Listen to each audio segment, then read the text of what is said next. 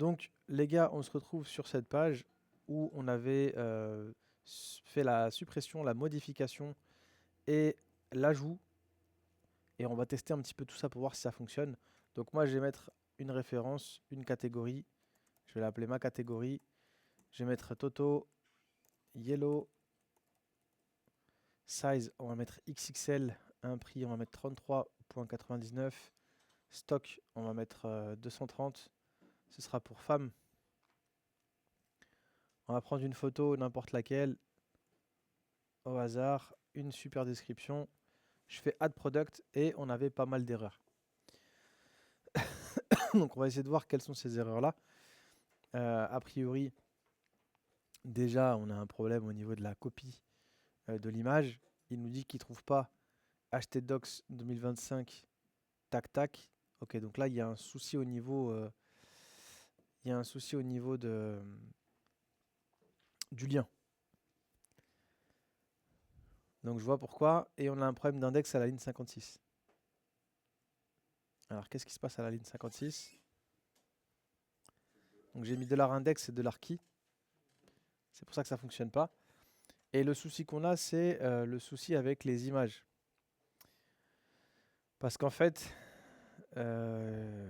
ici, on vient récupérer URL. Mais en fait, ça va pas ça. Ça va pas et je me demande comment est-ce que moi je l'ai géré de mon côté.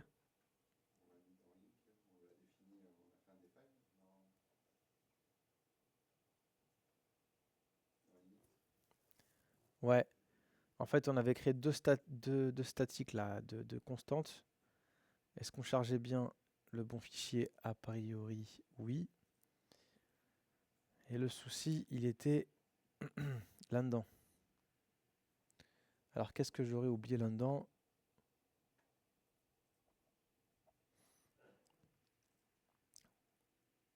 Alors oui, j'ai oublié des choses. Enfin non. J'ai oublié, je crois, les slash, déjà.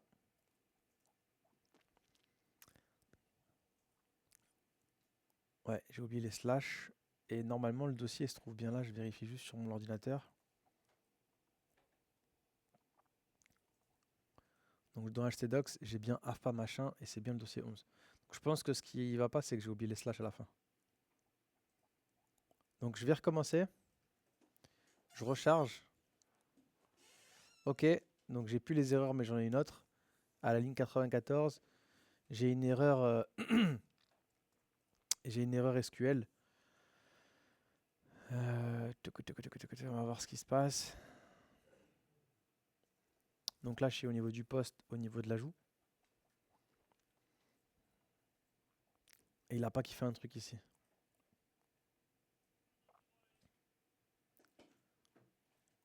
Alors, est-ce qu'on aurait fait une erreur? Déjà, je vois qu'il manque un point, un guillemet ici.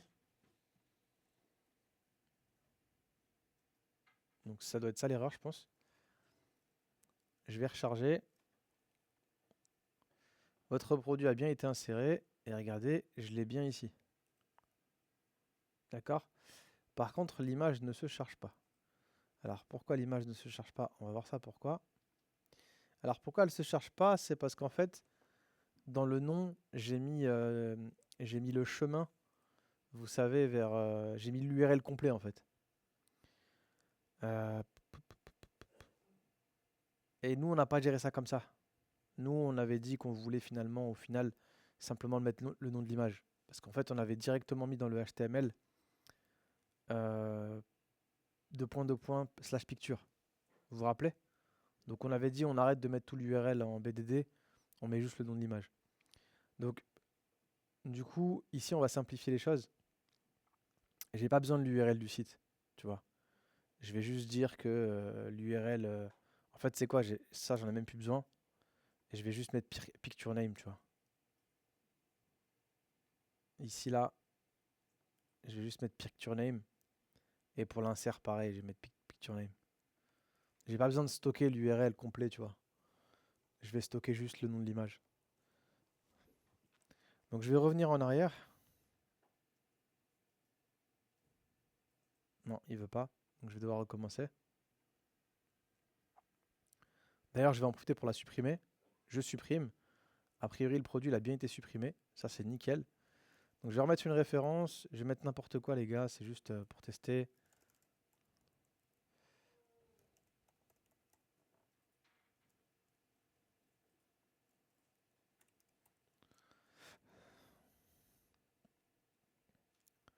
Je vais remettre une image.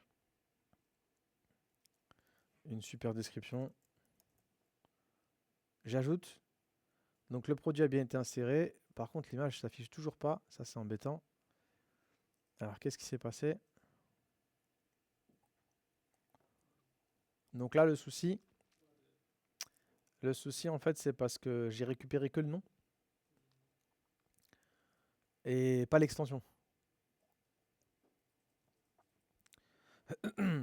Euh,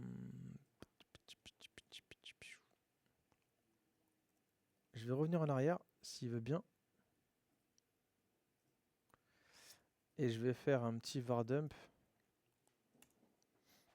de $files my picture. Je vais soumettre.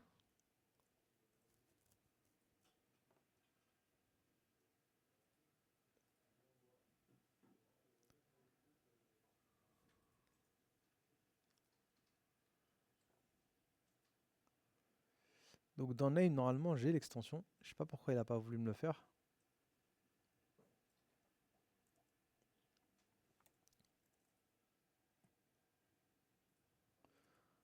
Alors faites gaffe, la référence elle est unique, il faut en mettre une autre.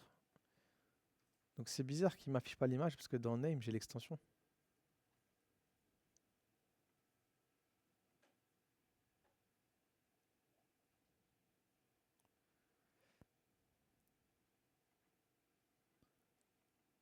Ah, je sais c'est quoi le problème.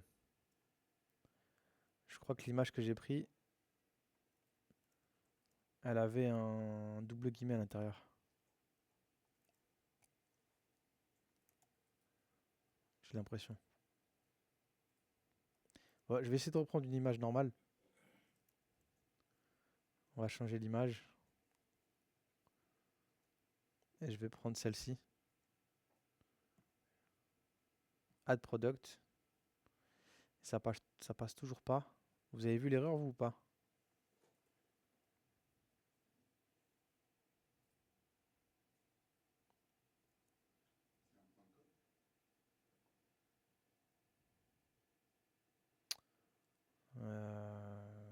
C'est pas normal.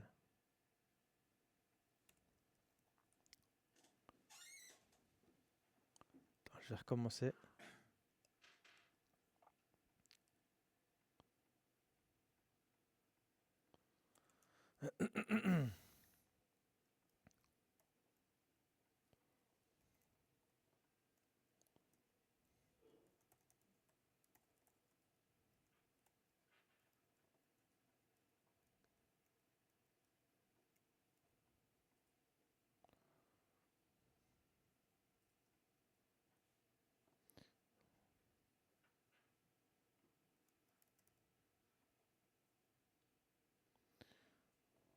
Alors, je sais pas trop c'est quoi la différence par rapport à ce que j'ai fait avant, mais on va essayer d'en refaire encore une avec une autre image. Peut-être que c'était un rechargement de page qui allait pas.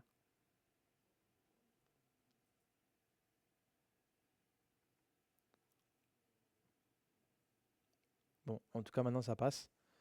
Je vais supprimer celle-ci et supprimer celle-là. Qu'est-ce que je voulais dire? On avait un... Ouais, j'ai vu qu'il y avait juste un tout petit souci. C'est que, en fait, quand j'ajoute un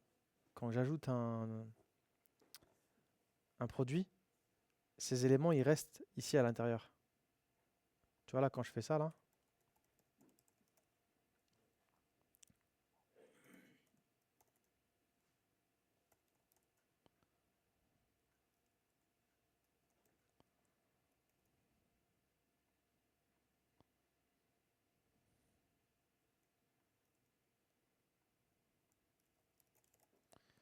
quand je l'ajoute,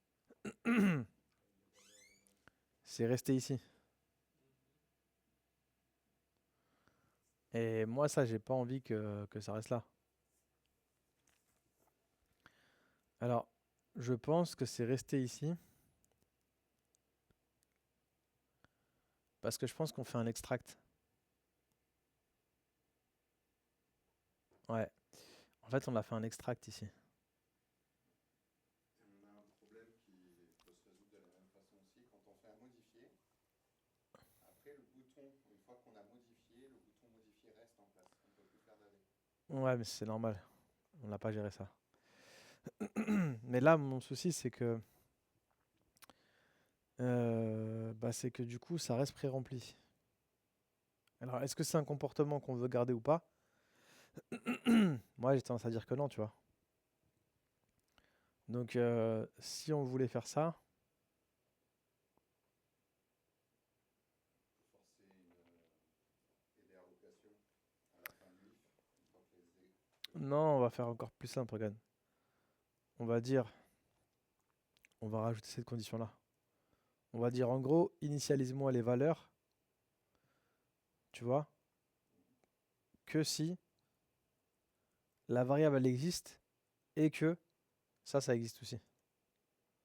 En gros, si je suis dans une modification et que d'ailleurs, tu sais quoi? Du coup, si je suis dans une modification, forcément la variable elle va exister. Donc j'avais même pas besoin de faire ça, tu vois. Mais bon, c'est pas grave. On va rester comme ça. Et normalement, si je change la référence, parce que je peux pas en avoir en double, si je recharge,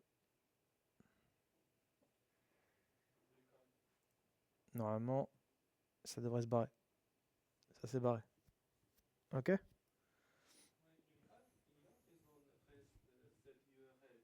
Hmm. Ouais, c'est parce que j'ai fait delete avant. C'est tout. C'est ce que j'ai fait de delete. Donc la suppression et l'ajout fonctionnent. Maintenant, est-ce que la modification fonctionne? Alors moi déjà, je vois que non.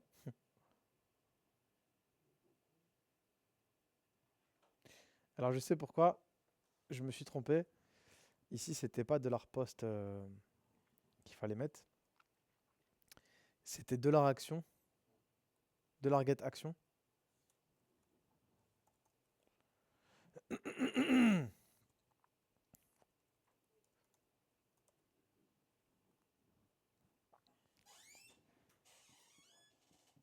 Et $get action égale modify.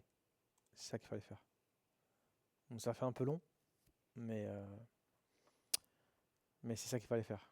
Et là, si je recharge, ça apparaît bien. Ok? C'est si j'ai une action de modifier qu'il faut précharger. C'est tout. Donc, on va voir un petit peu si ça fonctionne. Donc, si je veux modifier, on va voir. Hein, je vais faire ici, je vais rajouter un A, DA. Ici, je vais mettre chemise avec plusieurs E. Là, je vais mettre chemise blanche avec plusieurs E aussi. Je vais mettre blanche. On va faire XL 149 666 et je vais mettre DX. Je fais Modify. Apparemment, le produit a bien été modifié. Et apparemment, la modification elle a bien fonctionné. Alors, je vais essayer de faire la même chose maintenant en modifiant le sexe et la photo.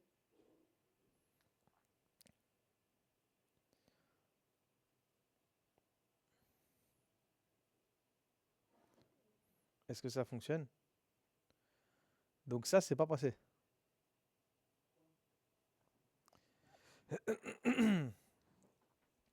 C'est pas passé et en plus, ici, j'ai des symboles bizarres qui sont apparus.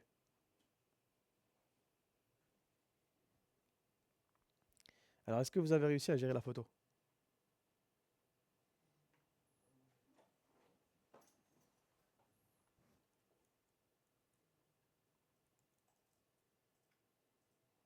Pourquoi la photo n'est pas passée, les gars?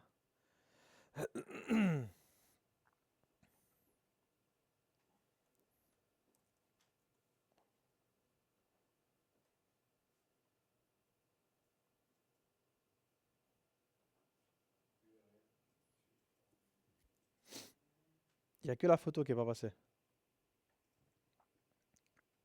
Parce qu'on a supprimé la ligne déjà dans le.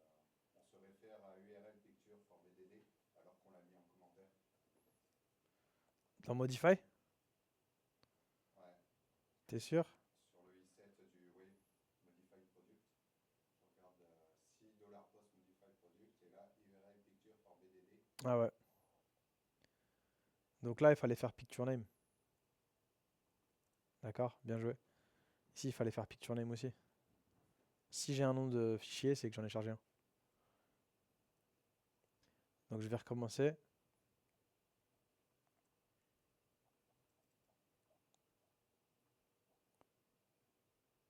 Ah, c'est toujours pas passé, hein. Ah si, c'est passé. C'est passé. Alors on a juste un problème, c'est ça là. Pourquoi ça s'arrête? Dans la description en haut, il y est aussi, non? Si, il y est. Ouais. Pourquoi il est fini? Là, si tu l'enlèves pour modifier.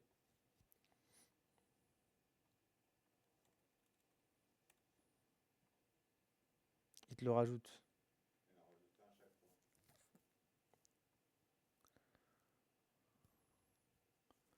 Alors ce qui est bizarre, c'est qu'il te le rajoute ici. Il te le rajoute ici, mais pas dans la table. Ah, c'est quand il revient, quand il fait son envoi, après il le rajoute. Parce qu'en BDD, je crois pas que je l'ai, hein. En BDD, je l'ai pas, hein. C'est bien celui-là, hein. Ah, ouais. Et les X? Les X, ouais, c'est moi qui les ai mis. Euh, Il réchappe, c'est quand il réchappe les accents. ouais, mais là en fait, il échappe l'apostrophe, mais je ne sais pas pourquoi. On va essayer de trouver. On lui a dit de réchapper les accents, mais.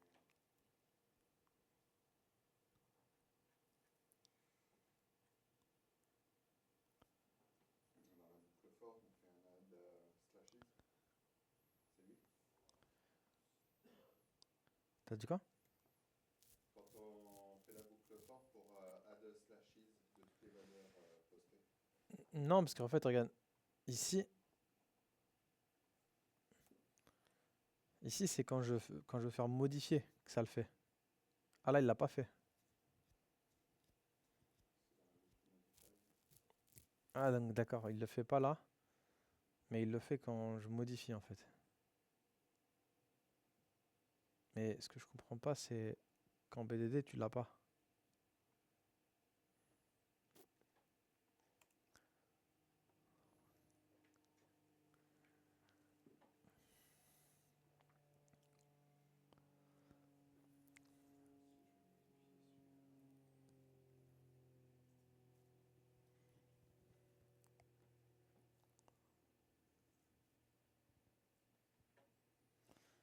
Regardez, c'est quand j'arrive sur la page, il n'y a pas le truc. Quand je fais modifier non plus, ça veut dire c'est quand je modifie le produit, c'est-à-dire que c'est au niveau du poste.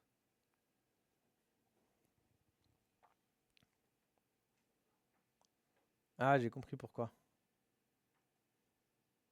J'ai compris pourquoi, les gars. C'est parce qu'on fait deux extracts. J'ai l'impression qu'on fait deux extracts.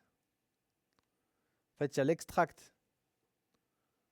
Ouais, j'ai capté pourquoi. Regardez, c'est parce qu'en fait, on fait deux extracts. On en fait un là et un là. Et le $post et l'extract du product, ils ont les mêmes noms de variables. Et le problème, c'est que ici, je fais un extract de $post, mais $post, il fait add slashes. T'as capté? $post, il fait add slashes. Et add slashes, il fait quoi? Il rajoute le contrôle slash pour la requête SQL. Sauf que l'extract, il crée des variables du coup avec le contrôle slash. Et nous, ces variables, on les récupère en dessous pour afficher le contenu sur la page. Du coup, bah, il nous affiche les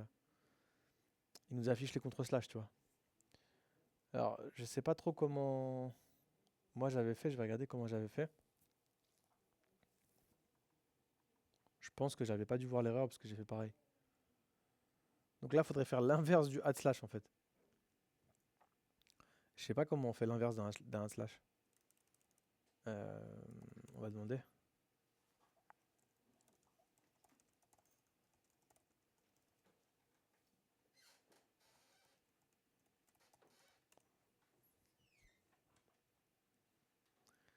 Ok, bah là j'ai appris un truc, c'est strip lashes.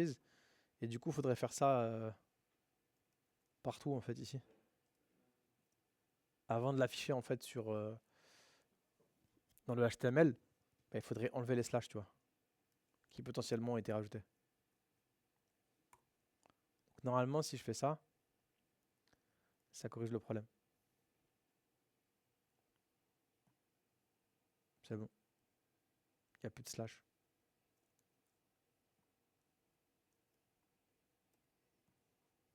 Ok. Bon, c'est un peu particulier, c'est parce qu'en fait, j'ai fait deux extracts. Il y en a un, je l'ai fait sur le post. Mais le problème, c'est que le post, il fait un add slashes. Donc, il me rajoute en fait des contre-slash pour mes requêtes SQL. Sauf que moi, je récupère ces mêmes données pour les afficher à l'écran. Sauf que bah, SQL, il comprend que le contre-slash, faut pas en tenir compte, c'est pour échapper le caractère. Mais le HTML, il le comprend pas. Il t'affiche le contre-slash. Donc, il fallait le renlever en fait à la fin. Et là, quand tu regardes ta page internet, tu as fini de modifier. Si tu veux faire un ajout, tu es obligé de recharger. Ouais, là, t'as pas le choix. Si tu veux faire un ajout, t'es obligé de, Enlever ce que tu t'es as obligé fait. d'enlever ça, tu vois. Ou alors, Moi, à la fin de mon if, ouais, non, t'es niqué. à T'es la fin obligé. de mon if, j'ai fait un header location. Quand tu as fini de modifier, Ouais, tu peux, c'est une bonne idée. C'est une bonne idée, ouais. À la fin de la modification, ouais, c'est une bonne idée. Le problème, c'est que tu n'auras pas ton message t'auras pas ton message de confirmation. ah, Il faudrait le mettre en session, ton message. Mais on pourrait le mettre en session et afficher les messages qui sont en session. Ce serait pas un problème, ça.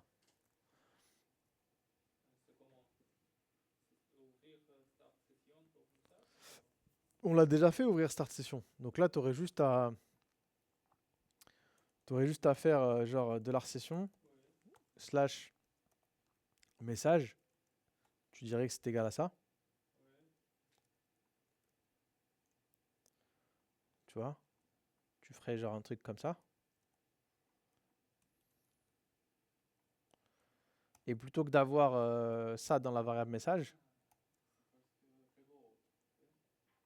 voilà, donc là tu pourrais faire ton header location. et au moins il te suit dans les pages. Et du coup, tu rediriges vers products.php. Et du coup, plutôt que d'afficher ici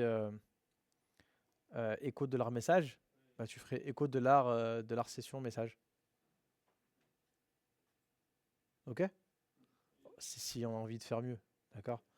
Maintenant, ce qu'on a fait, c'est très bien déjà, tu vois. Ah, mais je me demandais s'il y avait une autre façon de vider un get dans l'URL, De lier un get dans l'URL. de le supprimer. Non, là, il te faut une redirection. Il te faut une redirection. Donc après, ça peut être pas mal. Vous aurez juste à afficher de leur session message. Je le fais pas parce qu'on n'a pas géré ça comme ça depuis le début et ça va foutre un peu le bordel. Oui, oui, mais on comprend le principe. Mais vous comprenez comment il faudrait faire. Ok. Donc cette page-là, elle est très importante, les gars, parce que là, vous avez un CRUD complet sur une page. Avec juste cette page-là, vous savez afficher des éléments, modifier des éléments, supprimer, ajouter. Donc c'est ce qu'on appelle un CRUD. D'accord. Donc quand on regarde un petit peu cet exercice, c'était quand même assez complet. C'est le projet le plus complet qu'on ait fait depuis le début, parce que vous avez vraiment tout. Déjà, quand vous regardez un petit peu la structure de ce projet-là, ça vous permet, vous, de créer un site web de A à Z, parce que là, vous savez maintenant à quoi ressemble vraiment un site web. Ça, c'est vraiment la base d'un site web. C'est-à-dire, on va séparer la partie haute, la partie basse, on va séparer le HTML, le CSS, la partie configuration. Là, vous avez vraiment un exemple type de comment créer un projet web. C'est la base. Puis l'accès administrateur et tout, c'est intéressant. Qu'est-ce que vous avez d'autre? Vous avez comment se connecter, comment s'inscrire en toute sécurité. On aurait pu rajouter des contrôles, mais le problème c'est qu'on n'a pas 3 mois pour faire un site. Ça reste un cours, d'accord? Pas un vrai projet. Si on avait fait un vrai projet, on aurait pu rajouter des conditions, faire plus de sécurité. Mais bon, là, on a fait la base, tu vois, c'est au moins hacher le mot de passe. Oui, les contrôles des champs, on les a déjà vus. Donc, vous savez vous connecter, vous savez vous enregistrer, et surtout, vous savez afficher des choses dynamiquement. Donc, dans votre titre, là, quand on vous dit créer des pages dynamiques, bah, c'est ça. Ça, là, c'est dynamique. C'est vraiment des catégories qui viennent de la base de données. Vous savez créer des liens dynamiques, puisque si je clique ici, j'ai une redirection, j'ai un select et j'affiche les produits. Vous savez créer des liens dynamiques, puisqu'ici, je vais d'une page A à une page B, et la page B, bah, c'est les informations de là où j'ai cliqué sur la page A. Vous savez gérer des sessions, parce que vous savez sélectionner un produit et l'ajouter au panier, et afficher le panier. Vous savez gérer une session, parce que vous savez supprimer des éléments d'une session. Vous savez vider une session. Ça fait beaucoup de choses. Donc, moi, je crois que j'avais mis Igor en petit gars. Vous savez vous connecter, vous savez afficher une page profil, vous savez même rendre une navigation dynamique, parce que si je suis connecté, j'affiche plus connexion et inscription, mais j'affiche déconnexion et profil. Donc, vous savez rendre un site totalement dynamique. Attends, je termine juste la conclusion. Là, vous avez vraiment un modèle de site qui vous permet de faire les bases sur un site web. Le reste, c'est du plus. Le reste, soit c'est du plus, soit c'est une façon un peu différente de coder. Mais ça, c'est la base. C'est-à-dire que là, vous êtes capable de faire n'importe quel projet sur le web avec ce que je vous ai transmis. Après, il y a des façons mieux de le faire, mais ça, c'est la base. Vous savez gérer des statuts, parce qu'on a vu qu'on avait une table, member, et qu'il y en avait qui avaient des statuts 1 et 2. D'accord? Donc si je suis en statut 1, bon, normalement c'est statut 1 et 0, mais c'est pas grave. Si je suis en statut 0, je suis un user lambda. Si je suis en statut 1, je suis un administrateur. Donc si je suis un administrateur, j'ai accès à certaines pages, comme par exemple le back-office. Et vous savez maintenant administrer, par exemple, des commandes. Vous savez même déclencher du PHP avec JavaScript. Et vous savez ici lister, modifier. Et ici, on a un CRUD complet. Donc là, si demain je vous demande de faire un blog, c'est le même principe. C'est le même principe pour beaucoup de choses qui Bah ouais. gèrent la base de données. Un blog, vous allez faire quoi? Une connexion, une inscription, on a déjà fait. Vous allez faire quoi? Une session, vous savez le faire. Vous allez faire quoi? Afficher des articles, vous savez le faire. Vous allez faire quoi? Ajouter un article, vous savez le faire. C'est la même chose. Ok? Les bonnes pratiques, c'est le prepare, c'est l'exécute. Maintenant, si vous faites des queries et des execs, ça fonctionne aussi. Vous savez faire une connexion en PDO, vous savez mettre en place des formulaires, vous savez faire le lien entre HTML et PHP. Moi, j'ai fait le taf là. Maintenant, il faut réviser, il faut retravailler et il faut se faire des petits projets. Mais là, au moins, aujourd'hui, vous avez toutes les clés en main pour faire des projets de A à Z. C'est plus comme avant où vous aviez que HTML, que CSS. Et s'amuser à rajouter un peu de JS. Voilà. Donc là, moi, ce que je propose, c'est qu'on se fasse une dernière vidéo. Ce que je propose, c'est qu'on se fasse une dernière vidéo sur comment mettre en ligne tout ça. D'accord? Je vous propose de faire la démonstration, d'enregistrer la vidéo, et après, on le refait tous ensemble. Ok? C'est pas très compliqué. Qu'est-ce qu'on va devoir faire? On va devoir héberger ce site-là sur GitHub. En gros, on va héberger le site sur GitHub. On va aller sur notre serveur. On va créer un dossier dans notre serveur et on va le lier à notre GitHub. On va juste faire un git pull ou un git clone. Enfin, un git clone au début et après un git pull. Tout le code, il va arriver sur notre serveur. Bah, il n'y aura rien à faire. Il faudra juste aller dans phpMyAdmin sur notre serveur, créer la base de données et tout sera OK. Et relier ça à notre nom de domaine. C'est ce qu'on fait juste après. Comme ça, vous aurez un exemple en vidéo. OK? Je termine la vidéo là et on se voit pour la dernière pour l'hébergement du site. Allez, ciao, bonsoir.